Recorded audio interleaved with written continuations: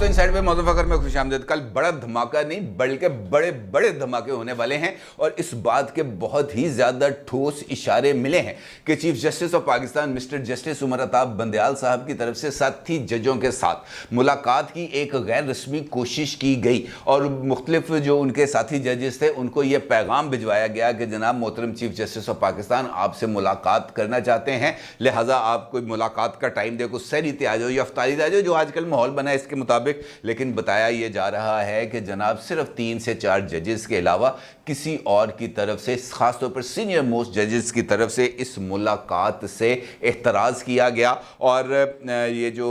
पैगाम है इसका कोई मुस्बत जवाब नहीं दिया गया। इसका मतलब ये है कि कल का दिन सिर्फ सियासी लिहाज से नहीं बल्कि अदालती एतबार से भी बहुत ज़्यादा ख़तरनाक होने जा रहा है, क्योंकि कुछ ऐसे, चूँकि मेरे पास गैर मुसद्दक़ा इन्फॉर्मेशन है, मैं कुछ ज़्यादा उस पर आपसे डिटेल में बात नहीं कर सकता। कुछ इस तरह की इतलात मिल रही हैं कि एक वाज़े रिवोल्ट की कोई सिचुएशन सामने आ सकती है। अल्लाह ना करे ऐसा हो, लेकिन ऐसे कुछ इम्कानात बताए जा रहे हैं और ख़ास तौर पर कुछ ऐसे जुडिशल प्रेसिडेंट्स हैं जिनके सामने जो है वो बहुत सारी चीज़ों को रखा जाएगा। अब एक जानिब अदालत के अंदर के माहौल हैं जो बहुत ज़्यादा ख़राब होते चले जा रहे हैं, दूसरी जानिब सियासी बहरान है जो शिद्दत इख्तियार करता चला जा रहा है और जिस तरह के दावे और इरादे सामने आ रहे हैं इससे तो यही नतीजा सामने निकलता है कि जनाब तबाही फिरने वाली है और बहुत ही ज़्यादा तबाही मचने वाली है। किस तरह, इसके ऊपर आपके साथ बात करूंगा, लेकिन उससे पहले एक और ख़बर है जो आपके साथ शेयर करना बहुत ही ज़्यादा ज़रूरी है, चूँकि ये भी एक बहुत ज़्यादा सेंसिटिव इन्फॉर्मेशन है, बहुत ही ज़्यादा सेंसिटिव इन्फॉर्मेशन है। लिहाजा मैं कोशिश करूँगा ये जो इन्फॉर्मेशन है आप तक जो है वो लेटरनेट स्पिरिट में पहुँचा सकूँ, कुछ थोड़ा बहुत उसमें से दाएँ बाएँ वो जो है बचाते हुए, क्योंकि ये जो प्रोजेक्ट इमरान खान है ये इसने कहां कहां पर और कैसे कैसे गंद घोला है, ये जैसे जैसी चीज़ें खुलते चली जा रही हैं बहुत ही ज़्यादा ख़तरनाक किस्म के इंकशाफात सामने आते चले जा रहे हैं। और उन्हीं में से एक इंकशाफ सामने आया है chief of army staff general Asim Munir साहब के ख़ानदान के डेटा के लीक होने के हवाले से।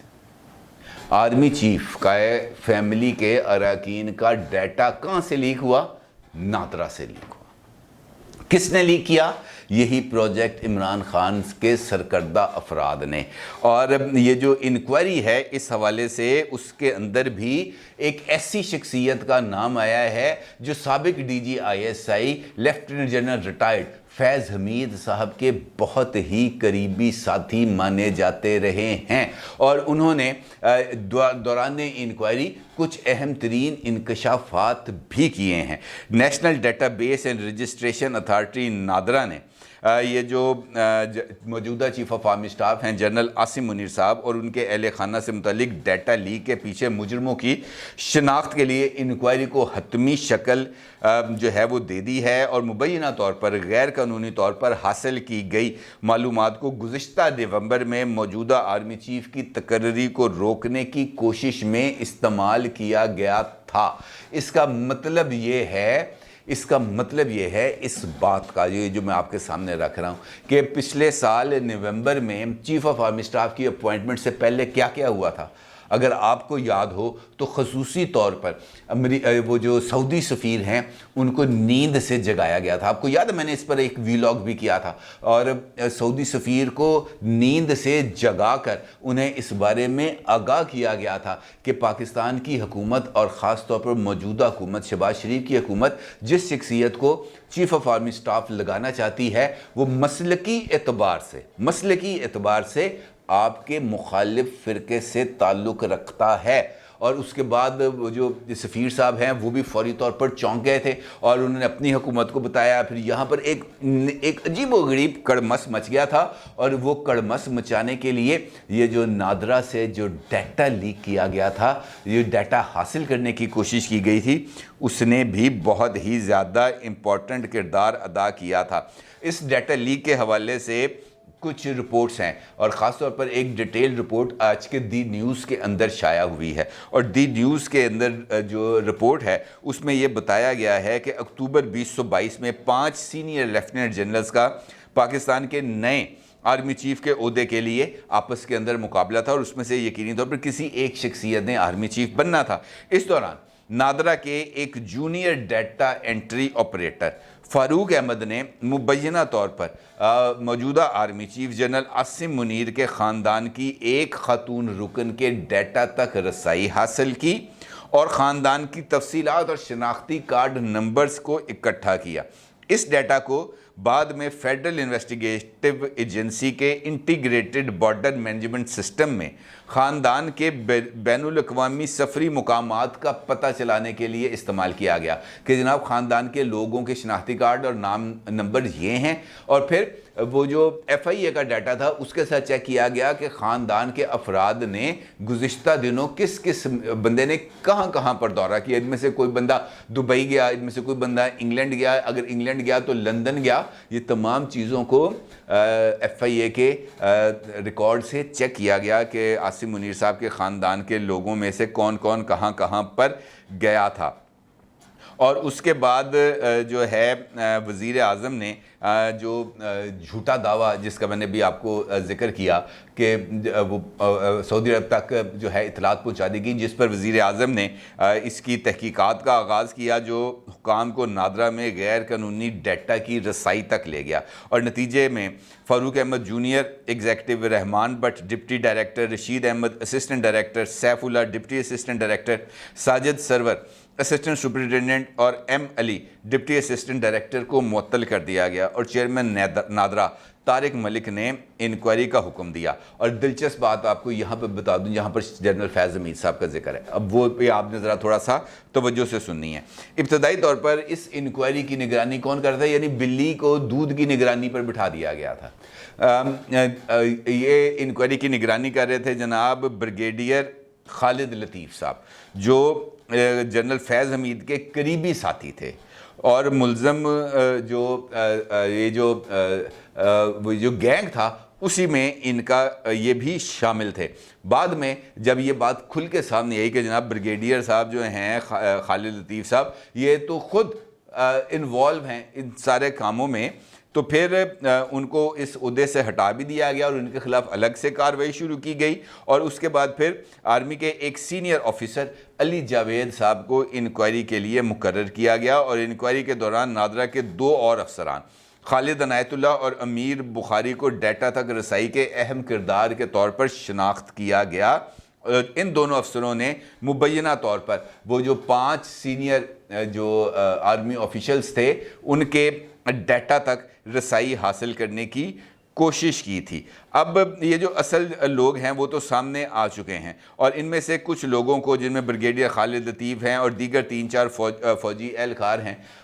ان کو محکمانہ کارروائی کے بعد ان سے استعفے طلب کر لیے گئے ہیں، کچھ کو برطرف کر دیا گیا ہے۔ لیکن یہ جو معاملہ ہے یہ اسی سمت کی طرف اشارہ کر رہا ہے کہ یہ جو پروجیکٹ عمران خان ہے یہ کس حد تک ہمارے اندر یہ گھس گیا ہے، اور کس طریقے سے یہ جو تقرری تھی آرمی چیف کی اس کو متنازع بنانے کے لیے رول پلے کیا گیا، نادرا کا ڈیٹا بیس اکٹھا کیا گیا تاکہ کوئی نہ کوئی ایسی چیز مل جائے عمران خان کو کہ عمران خان اس کے اگینسٹ یہ بات کہہ سکے کہ جناب یہاں سے لندن میں بیٹھے ہوئے مفروض شخص سے ملاقاتیں ہوئی ہیں، فلاں بندہ گیا تھا، فلاں رشتہ دار گیا تھا، فلاں بندہ گیا تھا، یہ ڈیٹا مل جائے تاکہ اس کی بیس کے اوپر یہ کہانی بنائی جا سکے۔ لیکن اللہ کا شکر ہے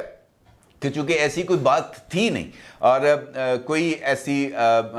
بیڈ انٹینشنز نہیں تھیں، نہ ان لوگوں کی جنہوں نے اپوائنٹ کیا، نہ ان لوگوں کی جو اپوائنٹ ہوئے، لیکن جہاں پر بیڈ انٹینشنز تھی وہ کھل کے سامنے آ گئی، اور اب یہی بیڈ انٹینشنز آگے بڑھتی ہوئی نظر آ رہی ہیں، اور کل یہ ایسے انہی بیڈ انٹینشنز کا امتحان ہے۔ حکومت کی طرف سے باضابطہ طور پر اعلان سامنے آ گیا کہ جناب ہم نے اس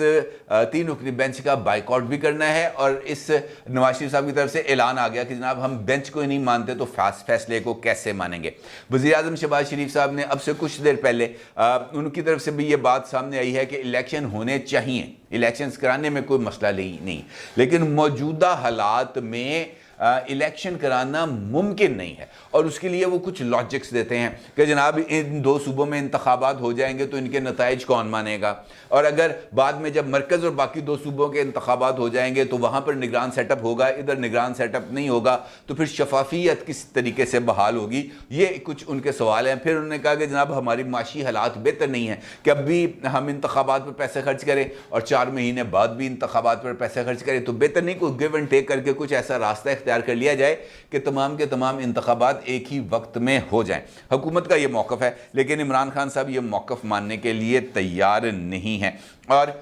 جو فاضل بینچ ہے اس کے اوپر بھی بہت سارا معاملہ ہے، کیونکہ وہ یہ کہتے ہیں کہ جناب جس کورٹ آرڈر کو امپلیمنٹ کرانے کے لیے یہ 3 رکنی بینچ بیٹھا ہے وہ آرڈر ہی نہیں ہے۔ اب اس آرڈر کی حقیقت کے اوپر بھی اعتراضات ہیں۔ اب یہ پی ٹی آئی اور دیگر لوگ، موجودہ بینچ یہ کہتا ہے کہ جناب یہ 3-2 کی اکثریت سے تھا۔ حکومت اور دیگر خود کئی عدالتی شخصیات اس بارے میں اظہار خیال کرتے ہیں کہ جناب یہ آرڈر تو ایگزسٹ نہیں کرتا، اصل آپریٹو آرڈر تو وہ 4 ججوں کا ہے جنہوں نے جسٹس مزار نقوی اور جسٹس سجاز الاحسن کی طرف سے دیے جانے والے نوٹ کو پر ہونے والی کارروائی کو ریجیکٹ کر دیا تھا، مسترد کر دیا تھا۔ اب یہاں پر بھی کچھ لیگل پوائنٹس ہیں، لہٰذا یہ جو سچویشن ہے یہ آگے بڑھ رہی ہے، بڑے خوفناک انداز کے اندر آگے بڑھی ہے۔ اسی سچویشن کے اندر فواد چودھری صاحب یہ بات کہتے ہیں کہ جناب اگر عدالتی حکم پر عمل درآمد نہ ہوا، ٹویٹ کیا فواد چودھری نے، عمل درآمد نہ ہوا تو سپریم کورٹ پیر کے روز ملک کے ایک اور وزیر اعظم کو فارغ کر دے گی۔ پیر کل ہے، اب کل کیسے فارغ کرے گی بھئی؟ وزیر اعظم کو اگر بلانا ہے تو نوٹس کریں گے نا، کہ اور کس وجہ سے بلائیں گے؟ جب بائیک آؤٹ کر دیا، حکومت کا کوئی بندہ وہاں پہ پیش ہی نہیں ہوا، ٹھیک ہے، حکومت عدالت یہ کہے گی اٹارنی جنرل کو کہ جناب آپ جو ہے وہ سیکرٹری خزانہ کو بلائیں، سیکرٹری خزانہ نہیں آئیں گے، سپریم کورٹ بلائے گی، تو عجیب بچوں جیسی بات ہے۔ اس کے بعد وہ کہیں گے جناب الیکشن کمشنر کو بلائیں، الیکشن کمشنر نہیں آئیں گے، وہ کہیں گے سیکرٹری ڈیفنس کو بلائیں، سیکرٹری ڈیفنس نہیں آئیں گے، سپریم کورٹ بلائے گی، آئیں گے جناب، کیوں نہیں آئیں گے؟ سب آئیں گے۔ جب وہ آ جائیں گے اور وہ کہیں گے جناب ہمیں حکومت کی اجازت کی ضرورت ہے، تو پھر اس کے بعد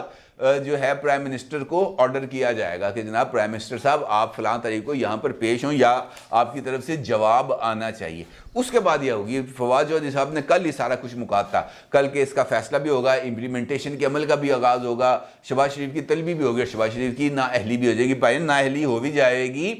پھر بھی الیکشن نہیں ملنے، نواں وزیر اعظم آ جائے گا۔ یوسف رضا گیلانی صاحب کو جب نااہل کیا گیا تھا تب الیکشن ہو گئے تھے؟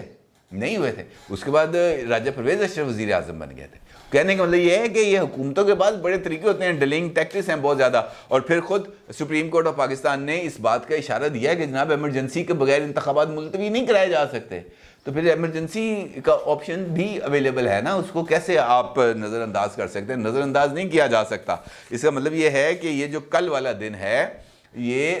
بہت سارے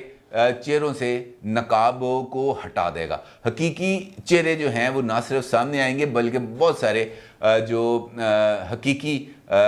یہ جو سیاستدان ہیں وہ بھی سامنے آئیں گے، اور کچھ حقیقی صورتحال بھی سامنے آئے گی، کیونکہ جب تک وہ پہلا والا معاملہ 4-3 والا معاملہ کلیئر نہیں ہوگا اس سے آگے یہ سچویشن چلے گی نہیں، اور سپریم کورٹ کے لیے پرابلم بن گئی ہے۔ اب وہ